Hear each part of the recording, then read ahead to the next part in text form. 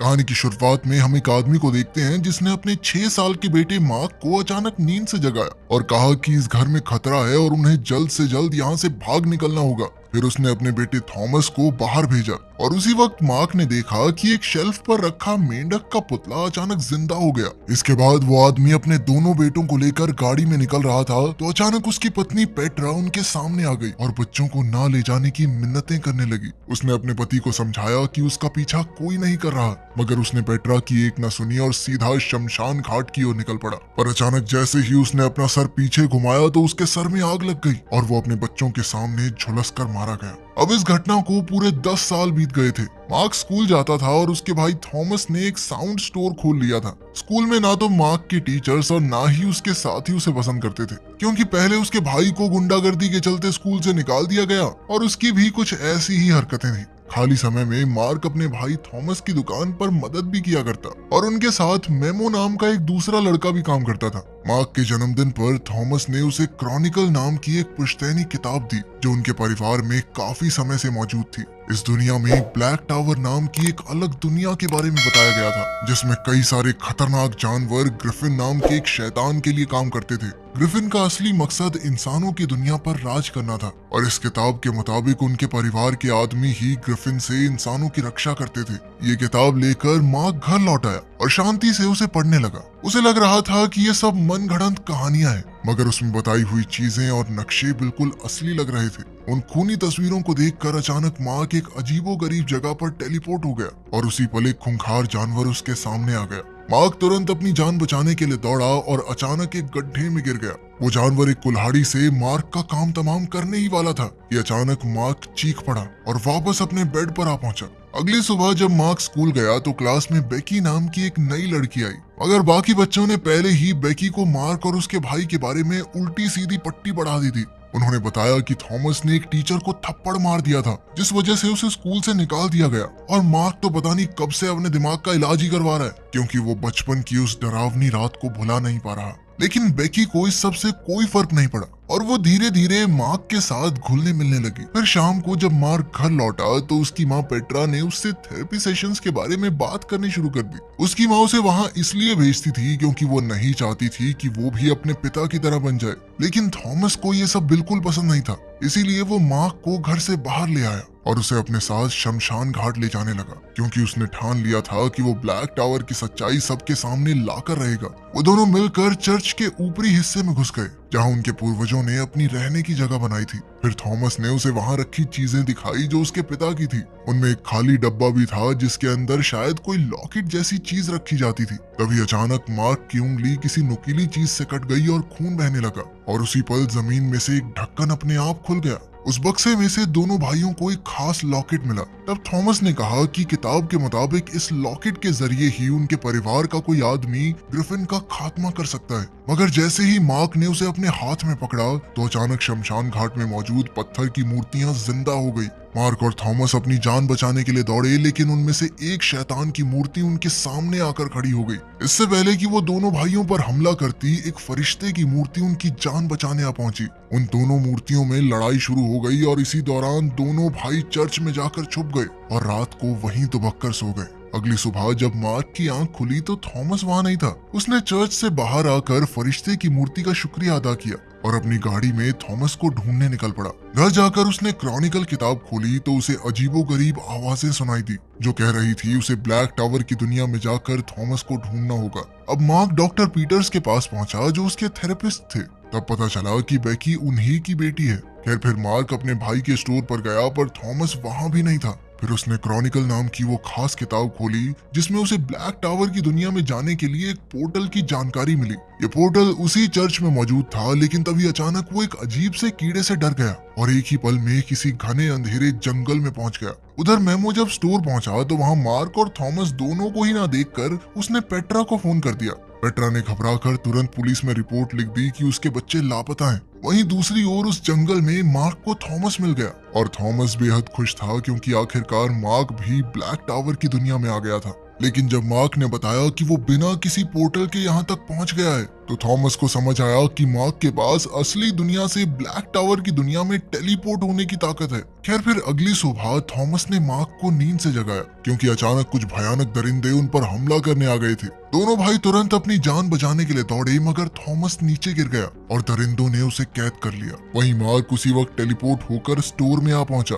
जिसे देखकर बेकी और मीमो बुरी तरह डर गए। उन्होंने मार्क को सब कुछ सच बताने को कहा। वहीं ब्लैक टावर की दुनिया में एक सींग वाले जानवर ने अपने मालिक को खबर दी कि उन्होंने टेलीपोर्ट करने वाले लड़के के भाई को पकड़ लिया है। उधर मार्क ने जब बेकी और मीमो को क्रॉनिकल और ब्लैक टावर की दुनिया के बारे में बताया तो उन्हें मार्क की बात पर बिल्कुल यकीन नहीं हुआ। अब मार्क उन्हें सच दिखाने के लिए अपने साथ चर्च में ले गया, मगर इस बार वहाँ वो कमरा ही नहीं था जिसमें वो और थॉमस गए थे। ये सब देखकर बेकी और मीमो को बहुत गुस्सा आया क्योंकि उन्हें लगा कि मार्क उनके मजे ले रहा है। बेकी और मीमो नाराज होकर चले गए तो मार्क गुस्से में पत्थरों की मूर्ति पर मुक्के मारने लगा, जिसकी वजह से ब्लैक टावर की दीवारों में दरारें आ गई। खैर फिर रात को मार्क मीमो के पास गया क्योंकि उसे अपने भाई को ढूंढने में मदद चाहिए थी। हालांकि मीमो को मार्क की कहानी पर बिल्कुल यकीन नहीं था, पर फिर भी वो उसके साथ चर्च में बने पोर्टल तक गया। फिर उन्होंने किताब में लिखी जानकारी के मुताबिक बेसमेंट में एक दरवाजा ढूंढा। फिर मार्क ने किताब में लिखे हुए मंत्र पढ़े और कुछ ही पलों में दरवाजा अपने आप खुल गया।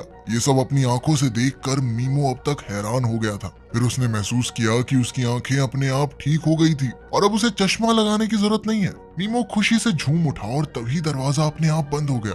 अब मीमो ने मार्क से पूछा कि वो इस दुनिया से वापस कैसे जाता है, तो मार्क ने अपनी आंखें बंद करके इस बारे में सोचा और अचानक वो गायब हो गया। जब मार्क की आंख खुली तो वो घर पर पहुंच गया था और अब वो घबरा गया क्योंकि वो मीमो को उस दुनिया में अकेला छोड़ आया था। मार्क ने दोबारा से उस दुनिया में टेलीपोर्ट होने की कोशिश की मगर कोई फायदा नहीं हुआ। तभी पेट्रा वहां आ गई और उसने क्रॉनिकल किताब देखी तो उसे लगा कि उसका बेटा भी बिल्कुल उसके पति जैसा बन रहा है। इसीलिए उसने गुस्से में मार्क को कमरे में बंद कर दिया। इससे मार्क को इतना गुस्सा आया कि वो जोर जोर से दरवाजा पीटने लगा, जिससे ब्लैक टावर की दीवारें बुरी तरह हिलने लगी। इधर पेट्रा ने डॉक्टर पीटर्स को फोन करके मार्क के बारे में बताया तो डॉक्टर ने उसे जल्दी से जल्दी मार्क को रिहा करने को कहा। अब मार्क तुरंत चर्च की ओर भागा और उसे लकड़ी के पत्ते पर एक मैसेज मिला कि मीमो आसपास ही है। अब मार्क तुरंत स्टोर में पहुंचा और जरूरत की चीजें इकट्ठा करके बेकी से मिलने गया। उसने बेकी को बताया कि मीमो ब्लैक टावर की दुनिया में अकेला रह गया है। उसने कहा कि वो मीमो और थॉमस को बचाने जा रहा है। फिर उसने बेकी को क्रॉनिकल किताब दी और कहा कि अगर वो वापस ना लौटे तो ये किताब मेरी माँ को दे देना। इसके बाद वो ब्लैक टावर की दुनिया में जाकर मीमो को ढूंढने लगा। वहीं दूसरी ओर जब बेकी ने वो किताब पढ़ी तो उसकी अजीबोगरीब कहानियां पढ़कर उसे लगा कि मार्क की दिमागी हालत सच में ठीक नहीं है। उधर दूसरी दुनिया में मार्क ने जंगल से निकलकर एक पहाड़ी की चोटी पर मीमो के पसंदीदा गाने चला दिए, मगर तभी कुछ वहशी जानवरों ने गानों की आवाजें सुन ली और वो उसकी ओर निकल पड़े। इधर असली दुनिया में बेकी ने अपने कुछ दोस्तों को क्रॉनिकल किताब दिखाकर मार्क की बताई हुई कहानी सुनाई और फिर उन्होंने उसकी सच्चाई देखने के लिए किताब में से एक मुरझाए हुए फूल को फिर से हरा भरा करने का तरीका देखा और उसे आजमाने का फैसला किया। इधर ब्लैक टावर में एक कैदी को पकड़कर ग्रिफिन की कुर्सी पर बैठाया गया। असल में ग्रिफिन खुद से नहीं बोल सकता था, बल्कि वो किसी इंसान के जरिए अपनी सारी बातें कहता। उसने कैदी की पीठ में अपने खंजर जैसे नाखून चुभाए और फिर कैदी ग्रिफिन के मन की बातें बोलने लगा। उधर मार्क मीमो को ढूंढ रहा था, पर इससे पहले उन वहशी जानवरों ने मार्क को देख लिया तो उसे तुरंत ही वहां से भागना पड़ा। भागते हुए उसके सामने एक अजीबोगरीब आदमी आया जो पूरी तरह से फटे पुराने कपड़ों में लिपटा हुआ था। उस आदमी ने मार्क के चेहरे पर अजीब सा लिक्विड लगाया और उसे अपने साथ एक खुफिया गुफा में छुपा दिया। वहीं दूसरी ओर बेकी ने किताब के बताए तरीके के मुताबिक मुरझाए हुए फूलों पर पानी छिड़का और अपने दोस्तों के साथ बड़ी आस लगाकर उसके खिलने का इंतजार करने लगी, मगर ऐसा कुछ भी नहीं हुआ। इससे निराश होकर बेकी ने चर्च में बने पोर्टल को खोलने की आखिरी कोशिश करने का फैसला किया और तब जाने से पहले उसके दोस्त ने फूल को पानी के ग्लास में डाल दिया। उधर ब्लैक टावर की दुनिया में जानवरों के जाने के बाद उस आदमी ने अपना नकाब हटाया और मार्क को बताया कि वो मीमो है। दरअसल असली दुनिया में जब एक दिन बीतता है तो उतने समय में यहाँ कई हफ्ते बीत जाते हैं और इसी वजह से उसकी दाढ़ी मूंछ काफी बड़ी हो गई थी। यार इसके बाद मीमो और मार्क थॉमस को ढूंढने के लिए आगे बढ़े तो उन्हें कुछ कैदियों का कारवां दिखाई दिया। तभी उन्होंने देखा कि थॉमस भी उनमें से एक था, मगर अभी वो उसकी मदद नहीं कर सकते थे वरना वो खुद भी दबोचे जाते। पर तभी उन जानवरों की नजर उन दोनों पर पड़ गई और वो अपनी जान बचाने के लिए भागे। भागते भागते वो एक पहाड़ी की चोटी पर आ गए जिसके आगे खाई थी। इधर असली दुनिया में बेकी और उसके दोस्तों ने क्रॉनिकल के हिसाब से सारे मंत्र पढ़े और पोर्टल को खोलने की कोशिश की, मगर दरवाजा नहीं खुला। उधर मार्क और मीमो पकड़े जाने वाले थे कि मार्क ने अपनी काबिलियत पर भरोसा किया और मीमो को लेकर खाई में कूद गया, जिसके बाद वो सीधा मार्क के कमरे में टेलीपोर्ट हो गए। उनकी आवाज सुनकर पेट्रा दौड़ती हुई वहां आई। खैर, मार्क ने बेकी को फोन करके वो किताब लाने को कहा। उधर बेकी के कमरे में वो फूल फिर से खिल चुका था और उसके अंदर से एक जहरीला बिच्छू बाहर आ गया। खैर, अगले दिन से मार्क और मीमो थॉमस को बचाने का प्लान बनाने लगे। अब मीमो उस दुनिया के बारे में काफी कुछ जान चुका था। उसने बताया कि उसने एक तालाब किनारे एक झोपड़ी बनाई थी जहाँ अक्सर कैदियों का कारवां रुकता है। वहीं ग्रिफिन के चेलों ने उसे खबर दी कि इस दुनिया से दूसरी दुनिया में टेलीपोर्ट करने वाला लड़का एक बार फिर से भाग निकला। ये खबर सुन के ग्रिफिन को बहुत गुस्सा आया। उधर बेकी की आंख खुली तो वो उस फूल को फिर से खिला हुआ देखकर हैरान रह गई। उस वक्त वो जानलेवा कीड़ा उसे काटने ही वाला था कि वो जैसे तैसे बच गई और फिर उसने वो किताब अपने पिता को दे दी, क्योंकि उसे मार्क की सारी बातें झूठी लगने लगी थी। जब उसने स्कूल में मार्क को इस बारे में बताया तो मार्क को बहुत ज्यादा गुस्सा आ गया। उधर जब बेकी के पिता डॉक्टर पीटर्स ने वो किताब पढ़ी तो उन्होंने पेट्रा के पास जाकर कहा कि उसके बेटे की दिमागी हालत ठीक नहीं है। ये सुनकर तो पेट्रा ने मार्क को पागल खाने में भर्ती करवाने का फैसला कर लिया। कुछ ही समय में उनके घर पर एम्बुलेंस और पैरामेडिक्स मार्क को लेने आ पहुंचे, लेकिन मार्क उनसे बचकर भाग निकला और सीधा चर्च जा पहुंचा। वहाँ मीमो पहले से ही उसका इंतजार कर रहा था, लेकिन जल्द ही पैरामेडिक्स वहाँ भी आ गए तो उन दोनों ने मिलकर उनका मुकाबला किया। तभी अचानक एक नकाबपोश आदमी वहाँ आया और एक एक पैरामेडिक को बुरी तरह पीटा, जिस वजह से उनमें से एक की मौत ही हो गई। इस सब में मार्क और मीमो किसी तरह बच निकले। कुछ ही पलों में पेट्रा चर्च पहुंची तो उसने मार्क को चर्च से बाहर आते देखा और उसके कपड़े खून से सने हुए थे। उसी वक्त हम देखते हैं कि मीमो और मार्क तो टेलीपोर्ट होकर ब्लैक टावर की दुनिया में पहुंच चुके थे। मीमो मार्क को अपनी बनाई झोंपड़ी की ओर ले गया।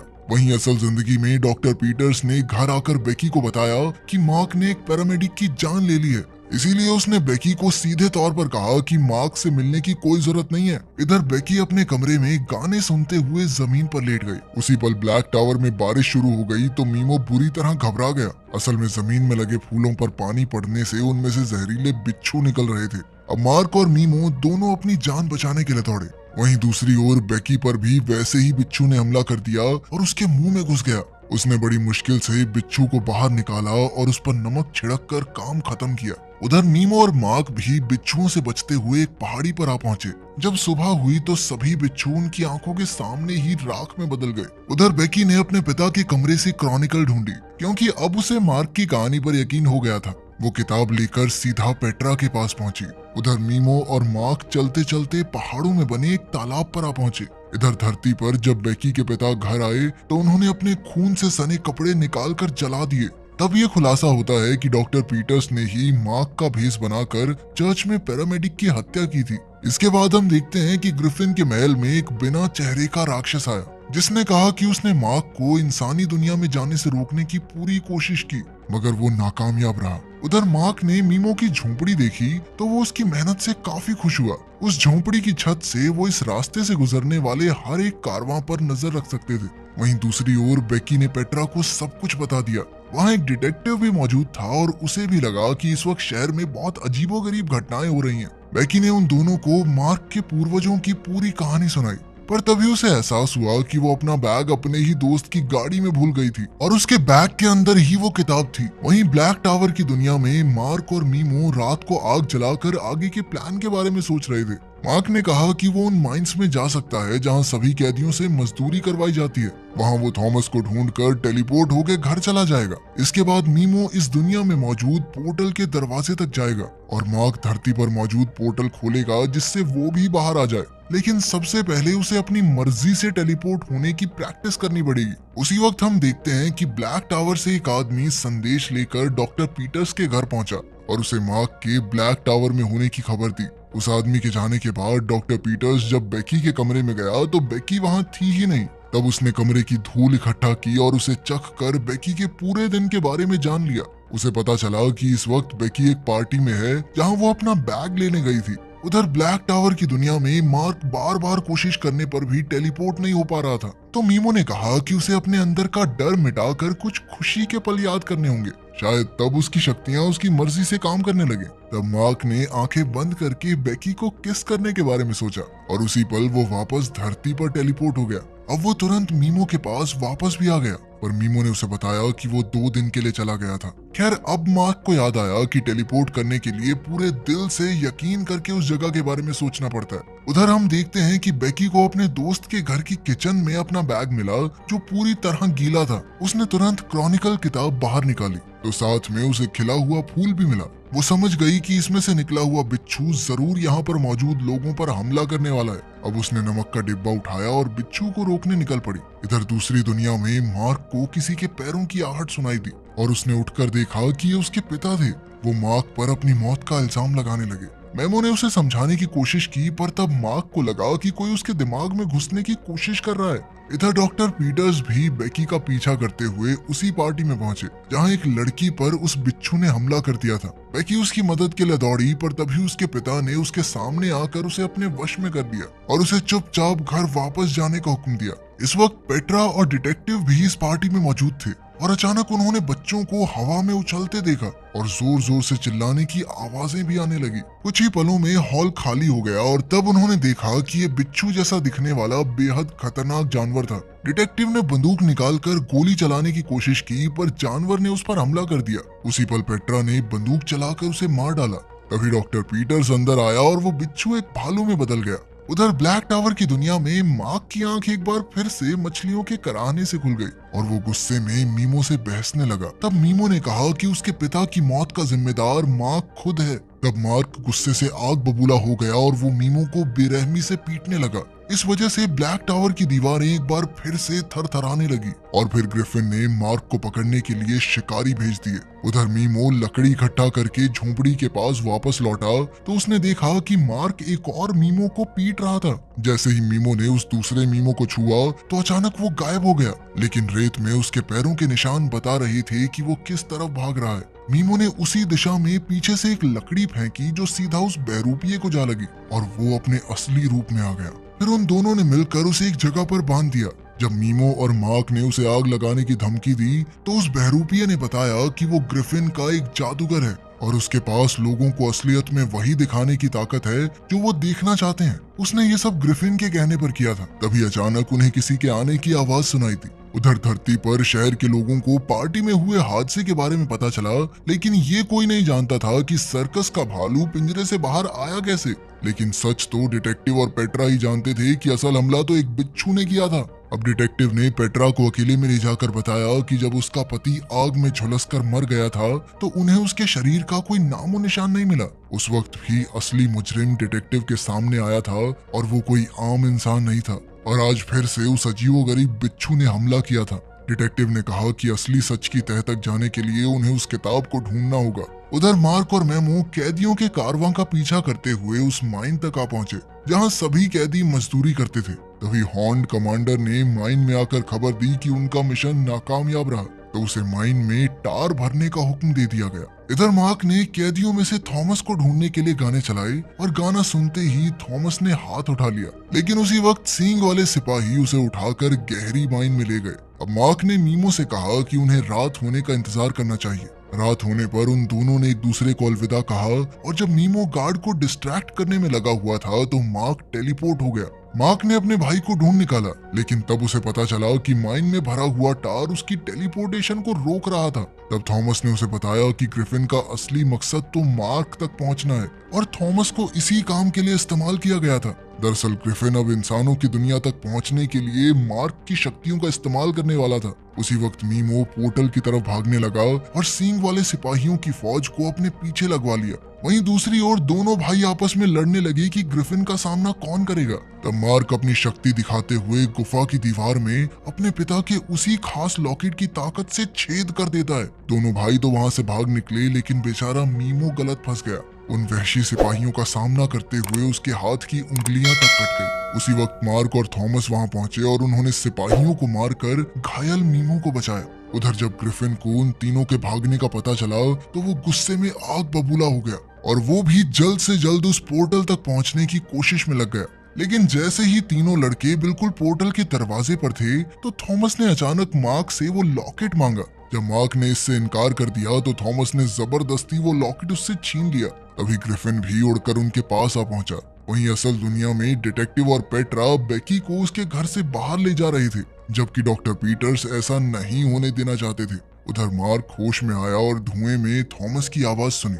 उसने जल्दी से वो जादुई लॉकेट उठाया जो थॉमस ने फेंक दिया था, और वो तुरंत समझ गया कि उसका भाई ग्रिफिन के कब्जे में है। इसी दौरान पेट्रा, डिटेक्टिव और बेकी पोर्टल खोलने की कोशिश करते हैं। ग्रिफिन मार्क को लड़ाई के लिए उकसाते हुए उसके अंदर के गुस्से को भड़काने लगता है, लेकिन मार्क ने अचानक अपने पिता की सलाह को याद करते हुए अपने आप को शांत किया और ग्रिफिन से लड़ने से इनकार कर दिया। जैसे ही पेट्रा ने वो पोर्टल खोला तो बेकी तुरंत मीमो को अपने साथ बाहर ले आई। जैसे ही मार्क ने ग्रिफिन को उसे गुस्से से देखते हुए पाया तो वो अपने लॉकेट से हमला करके उसे जख्मी कर देता है। अचानक हुए दर्द की वजह से ग्रिफिन ने थॉमस को नीचे गिरा दिया। दोनों भाई उसे घसीट कर पोर्टल तक लाए और फिर उसके चेहरे पर ही दरवाजा बंद कर दिया।